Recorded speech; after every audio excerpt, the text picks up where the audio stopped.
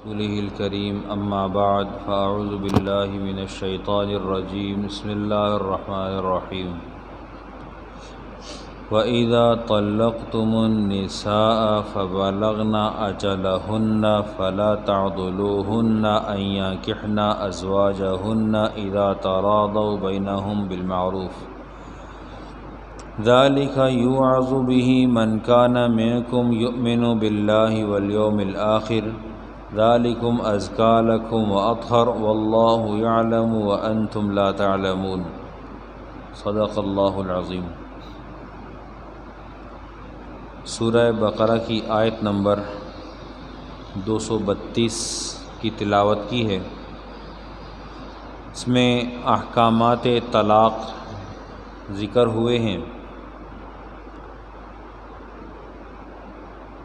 اللہ تعالیٰ ارشاد فرماتے ہیں وَإِذَا طَلَّقْتُمُ النِّسَاءَ، جب تم طلاق دے دو اور جب تم طلاق دے دو عورتوں کو فَبَلَغْنَ أَجَلَهُنَّ، پس وہ پہنچ جائیں اپنی عدت کی تکمیل کو فَلَا تَعْضُلُوهُنَّ، پس نہ روکو ان کو أَن يَنكِحْنَ، کہ وہ نکاح کریں أَزْوَاجَهُنَّ، اپنے خاوندوں سے إِذَا تَرَاضَوْا بَيْنَهُمْ بِالْمَعْرُوفِ، جبکہ وہ راضی ہو جائیں عمدگی کے ساتھ رہنے کے لیے۔ ذالک یوعظ بہ، اسی چیز کی نصیحت کی جاتی ہے من کان منکم یؤمن باللہ والیوم الآخر، تم میں سے جو اللہ اور آخرت کے دن پر ایمان رکھتا ہے۔ ذالکم ازکیٰ لکم واطہر، یہ حکم، یہ چیز تمہارے لیے پاکیزہ ہے قلبی اعتبار سے، واطہر بدنی اعتبار سے۔ واللہ یعلم وانتم لا تعلمون، اور اللہ جانتے ہیں اور تم نہیں جانتے۔ اس آیت کا ایک شان نزول ہے، اور اس آیت میں دوبارہ خاوندوں سے نکاح کا تذکرہ ہے۔ شان نزول سے بات زیادہ واضح ہو جائے گی، بعد میں کچھ عرض کر دوں گا۔ ایک صحابی تھے ابو البداح رضی اللہ تعالیٰ عنہ، بدوح سے بداح، با دال الف حا، ابو البداح رضی اللہ تعالیٰ عنہ۔ ان کا نکاح حضرت جمیلہ یا جمیلہ رضی اللہ تعالیٰ عنہ سے ہوا۔ بچے نہیں تھے، ہر گھر میں ہی ناچاقی ہوتی ہے، اتار چڑھاؤ ہوتا ہے، کہیں کسی وقت میں غصے میں آ کر بیوی کو طلاق دے دی۔ طلاق رجعی تھی، عدت میں رجوع کر لیتے تو طلاق کا اثر زائل ہو جاتا، گنتی کے اعتبار سے طلاق کم پڑ جاتی، لیکن نکاح برقرار ہو جاتا۔ طلاق رجعی تھی۔ رجعی طلاق کا حکم یہ ہے کہ جب بھی انسان رجوع کرنا چاہے تو عدت کے گزرنے سے پہلے منہ سے کہہ دے گا کہ میں نے رجوع کیا تو بھی کافی ہے، بوس و کنار کر لے تو بھی ٹھیک ہے، رجوع ہو جائے گا۔ لیکن ہوا یہ کہ انہوں نے عدت کے دوران میں رجوع نہیں کیا۔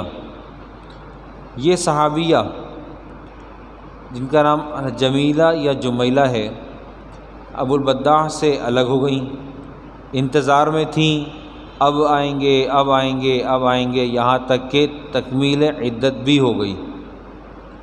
اب جب تکمیل عدت ہو جائے گی ایسی صورت میں جب کہ طلاق مغلظہ واقع نہ ہوئی ہو تو پھر طلاق بائنہ واقع ہوتی ہے۔ بائنہ کا مطلب ہوتا ہے تجدید نکاح۔ رجعی کے حکم سے نکل گئی، 3 واقع ہو گئیں، کب ہوئیں؟ عدت کے گزرنے کے بعد۔ اور جب عدت کے گزرنے سے 3 ہو گئیں تو ان کے اوپر حکم لگے گا طلاق بائنہ کا۔ طلاق بائنہ کا مطلب یہ ہے کہ اب دوبارہ اگر پہلے شوہر سے رجوع کرنا چاہیں، اس کے نکاح میں تھی تو نکاح ہو سکتا ہے، تجدید نکاح ہوگا، حلالہ کی حاجت نہیں ہوگی۔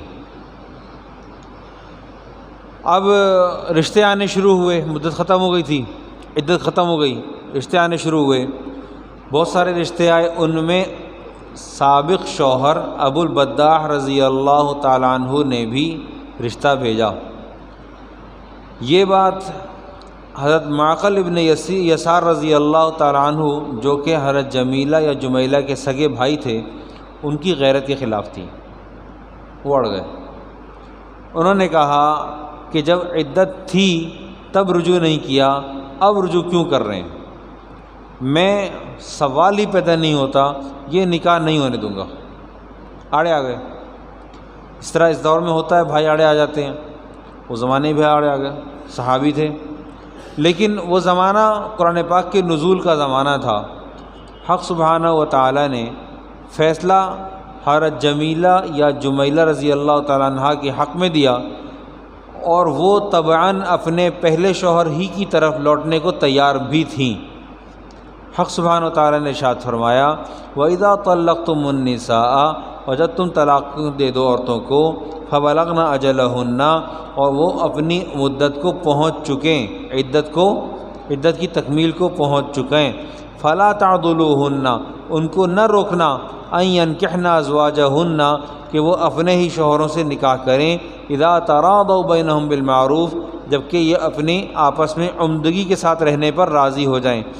رضیہ یرضا نہیں ہے، یہ تراضوا ہے، راز ان سے ہے، ڈبل ہے، یہ دوہرا، یعنی جانبین سے رضامندی کے ساتھ راضی ہو جائیں، تراضا یا تراضا سے۔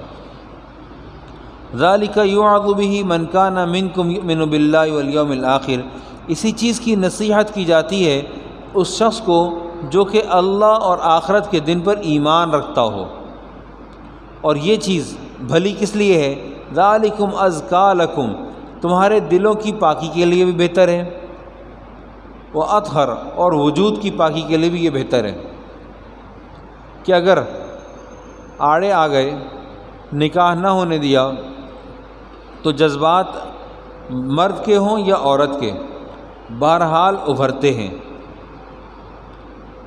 اور اللہ سبحانہ و تعالی بندوں سے ان کی طبیعتوں کے مطابق احکامات پر عمل چاہتا ہے۔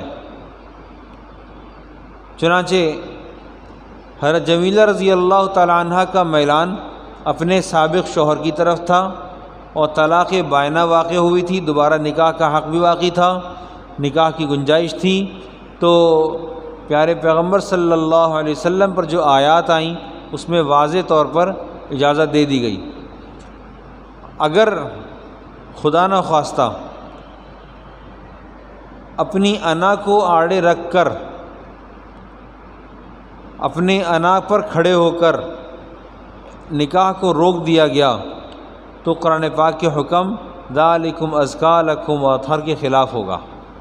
اس کی وجہ یہ ہے کہ قرآن پاک چاہتا ہے کہ قلبی اور بدنی اعتبار سے پاکی حاصل کی جائے، یا نہیں کہ قلبی اعتبار سے کہ باطن پاک ہو، اور ظاہری اعتبار سے کہ زنا کا ارتکاب بہرحال نہ ہو، آنکھیں بھی پاک رہیں اور انسان بھی پاک رہیں۔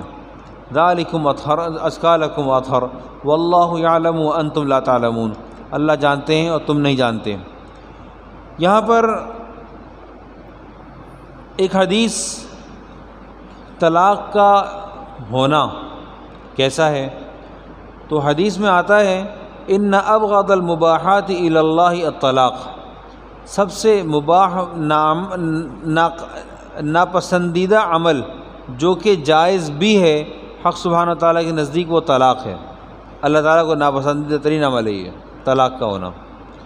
اور شیطان جب میاں بیوی کو آپس میں لڑوا دیتا ہے تو باقاعدہ اس کام کے اوپر خوشی مناتا ہے اور بہت مبارکباد دیتا ہے، لڑوانے والے کو مبارکباد دیتا ہے کہ شاباش تم نے بڑا اچھا کام کیا، کمال کام کیا ہے۔ دو کاموں میں بہت خوش ہوتا ہے، ایک کسی طالب علم کو اللہ کے دین کے راستے سے روک دے، اور دوسرا میاں بیوی میں لڑائی کرا دے۔ قرآن پاک میں اس جگہ پر وَيَتَعَلَّمُونَ مِنْهُمَا مَا يُفَرِّقُونَ بِهِ بَيْنَ الْمَرْءِ وَزَوْجِهِ، جہاں پر جادو کی بات ہوئی ہے، حق سبحانہ و تعالیٰ نے ارشاد فرمایا کہ لوگ ہاروت اور ماروت سے نہیں سیکھتے، مگر سیکھتے کیا ہیں؟ جس سے میاں بیوی کے درمیان میں تفریق کروا دیں۔ یہ انتہائی خطرناک بات ہے۔ پھر ایک حدیث اور بھی ہے، ایک عورت بنا ضرورت کے، بنا کسی عذر کے اپنے شوہر سے طلاق لیتی ہے، اپنے شوہر سے طلاق لیتی ہے، تو ایسے عذر نہ ہونے کی وجہ سے طلاق لینے والی عورت پر جنت حرام ہے، جنت حرام ہوگی تو یقیناً کہ جہنم واجب ہوگی۔ دو باتیں۔ تیسری اہم بات کہ قرآن پاک نے جو خطاب کیا ہے، کہا ہے وَإِذَا طَلَّقْتُمُ النِّسَاءَ فَبَلَغْنَ أَجَلَهُنَّ، جب تم عورتوں کو طلاق دے دو تو وہ اپنی عدت تک پہنچ جائیں۔ فَلَا تَعْضُلُوهُنَّ، یہ جو تعضلوهن کا صیغہ ہے نا کہ تم نہ روکو، تم نہ روکنا، یہ روکنے کا اختیار باہر والوں کے لیے ہے، خود میاں بیوی کے درمیان میں رکاوٹ ڈالنے کی بات نہیں ہو رہی، چونکہ میاں بیوی کے درمیان کی بات تو آگے آ رہی ہے۔ قرآن پاک کہہ رہا ہے فَلَا تَعْضُلُوهُنَّ أَن يَنكِحْنَ أَزْوَاجَهُنَّ إِذَا تَرَاضَوْا بَيْنَهُم بِالْمَعْرُوفِ، جب وہ میاں بیوی دونوں آپس میں راضی ہیں تو تمہیں روکنے کا حق بھی نہیں ہے۔ عدالتیں تین ہیں، سب سے پہلے میاں بیوی کی عدالت آپس کی، جس میں شوہر جج ہوگا، ایک عدالت۔ دوسری عدالت وَإِنْ خِفْتُمْ شِقَاقَ بَيْنِهِمَا فَابْعَثُوا حَكَمًا مِّنْ أَهْلِهِ وَحَكَمًا مِّنْ أَهْلِهَا، اگر تم ان دونوں کے درمیان میں آپس میں تنازع پر خوف کھاتے ہو تو ایک آدمی فیصل، بڑا ذمہ دار گھر کا بڑا یہاں سے بھیجو اور ایک آدمی وہاں سے بھیجو، یہ دو بڑے بیٹھ کے فیصلہ کر لیں۔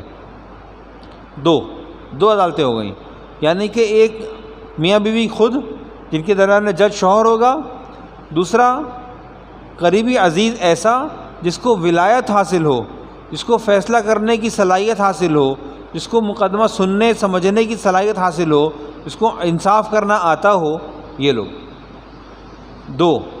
تیسرا شخص وہ ہوگا جس کو آپ کہیں گے قاضی، یہ دو کچھ نہیں کر سکے تو پھر تیسرا جو ہوگا وہ قاضی ہوگا۔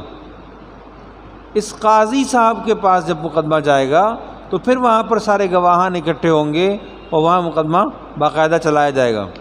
اب معلوم ہوا قرآن پاک جو کہہ رہا ہے فَلَا تَعْضُلُوهُنَّ، ان کو نہ روکو، یعنی کہ وجوب الولایت علی المرأہ، کہ مرد کو عورت کے اوپر ولایت حاصل ہے۔